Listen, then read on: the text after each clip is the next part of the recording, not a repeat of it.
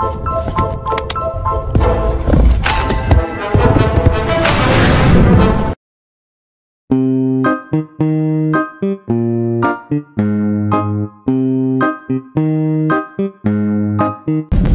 안녕하세요. 청년용달 김은성입니다.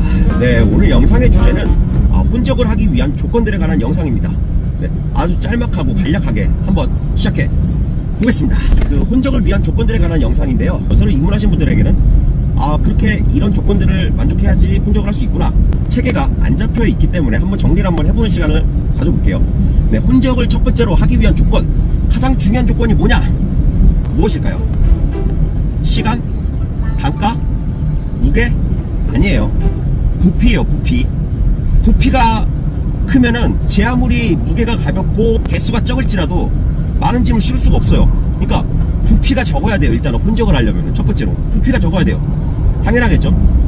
부피를 많이 먹으면은 다른 짐의 공간을 다 차지하기 때문에 혼적이 거의 불가능하다. 두 번째 필수 요건 무엇일까요? 단가? 무게? 아니에요. 시간이 맞아야 돼요. 시간이. 제 아무리 단가가 좋고 무게도 덜 나가고 해도 시간이 안 맞으면은 절대 혼적을 할 수가 없어요. 그러니까 첫 번째는 뭐다? 부피. 그 다음에 두 번째는 시간이에요. 시간. 세 번째 필수 요건, 네, 방향이에요. 방향이 맞아야 돼요. 제 아무리 부피도 맞고 아까 말씀드렸던 시간도 맞고 해도 방향이 안 맞으면은 잡아봤자 무의미해요. 그리고 방향이, 이 혼적을 하기 위해서는 뭐 예를 들면 장거리로 기준을 해볼게요. 조금만 방향이 틀어져도 이게 진짜 1시간, 1시간 반은 기본이거든요. 거의 장거리는. 그러니까 그냥 장거리는 조금만 길이 틀어져도 뭐 5, 60km, 많게는 7, 80km는 그냥 늘어난다고 보시면 돼요. 이거 자기가 장입은 좋아. 왜 시간을 먼저 말씀드렸냐면은, 시간이 맞아야지 방향이 약간 틀어져도 싫던가 말던가 하는데, 시간이 일단 어긋나 버리면은 방향도 의미가 없습니다. 약간 방향이 조금 틀어져도 어떻게든 싣고 가봐야지 할 수 있잖아요. 예를 들면 첫 번째 짐을 내리고 두 번째 짐을 또 내리러 가는 그 시간이 충분하면은 약간 방향이 틀어져도 갈 수가 있어요. 근데 시간이 넉넉하지가 않으면은 애초에 방향을 트는 게 불가능해요. 그러니까 시간을 먼저 말씀드린 거고, 그러니까 부피, 시간, 그리고 방향을 말씀드린 거예요.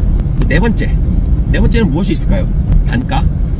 아니면 무게? 솔직히 방향만 맞고 시간만 맞고 부피만 맞으면은 뭘 싣고 가도 돈은 돼요. 근데 어쨌든 우리도 똥단가가 되는 거를 막아야 되고, 이 화물시장에 어느 정도 적정 운임을 지키려면은 어느 정도 우리들도 기준이 필요해요. 예를 들면은 경남권에서 수도권까지, 서울까지 혼적으로 가는데 7, 8만원짜리 혼적이 하나 떴어요. 그럼 어떤 짐을 실어야 될까요? 조수석 한 박스면은 좋게요. 부피가 작은 거. 이것도 최마지노선으로 정한 기준이에요. 이걸 막 뭐 5만원 해가지고,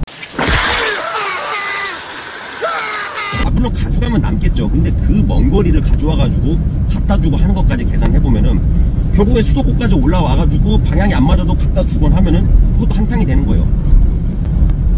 5만원도 솔직히 짜요. 경남권에서 올라오면은 7에서 8만원은 받아야 된다, 조수석 기준으로.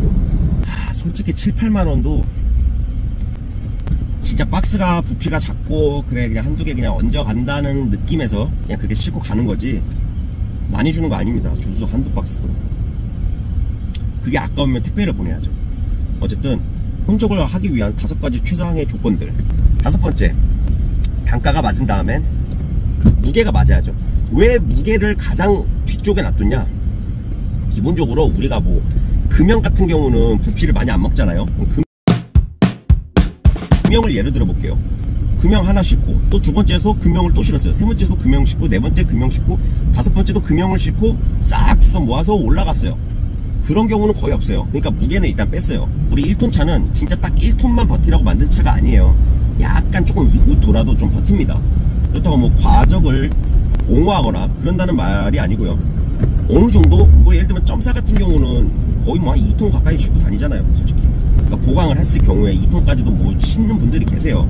그리고 1톤 같은 경우도 한 1500km까지는 그래도 안정적인 운행이 천천히 가면 가능하다. 1톤 같은 경우도. 그러니까 혼적이 가능하니까 무게를 가장 뒤쪽에 둔 거예요. 만약에 애초에 뭐 금형 한 덩이가 1톤이 나간다, 요런 짐은 배제해야죠. 배제를 하는데 무게를 그냥 조금 더 과적을 한다고 치더라도 더 우선적으로 적용해야 되는 요건들이 있기 때문에 개를 가장 뒤쪽으로 놔둔 거예요. 혼적을 하기 위해서는 5가지 요건을 맞춰야 된다라는 것을 말씀을 드렸고요. 참 혼적 쉽지 않아요. 예상외로 혼적을 많이 하다 보면은 변수가 있을 때가 있어요. 변수가 있으면은 진짜 전화가 사방에서 옵니다. 혼적을 간혹 일이 꼬이거나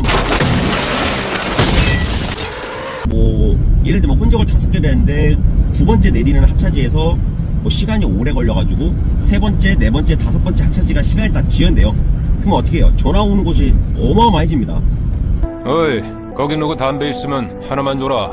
한두 곳에서 전화 오는 게 아니에요. 상차지, 하차지, 의뢰지 다 전화 올 때도 있고 굉장히 머리 아픕니다. 혼자 고맙습니다 해야지. 그래서 쉽진 않아요. 근데 어쨌든 잘 계획적으로 하나하나 꾸려나가서 시간을 좀 넉넉히 잡으시고, 시간을 항상 우리가 혼적할 때도 그렇고 시간을 항상 넉넉히 잡아야 돼요. 우리가 돈을 쓰거나 예산을 잡을 때도 넉넉하게 잡죠.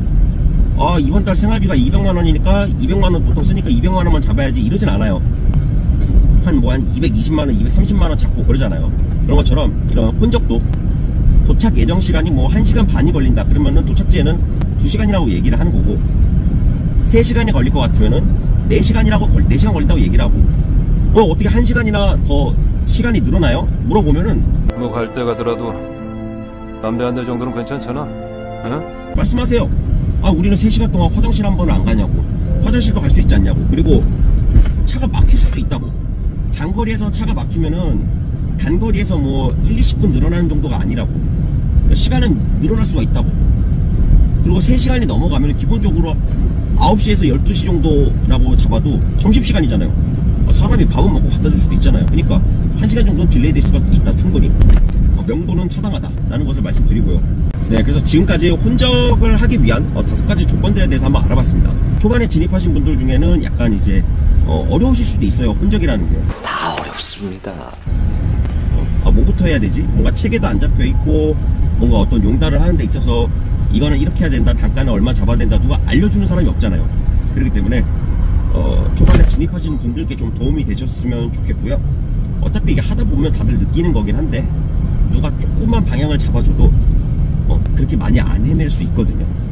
저 또한 그걸 많이 느꼈고, 조금이나마 도움이 되셨으면 좋겠습니다. 재밌게 보셨다면 구독과 좋아요 부탁드립니다.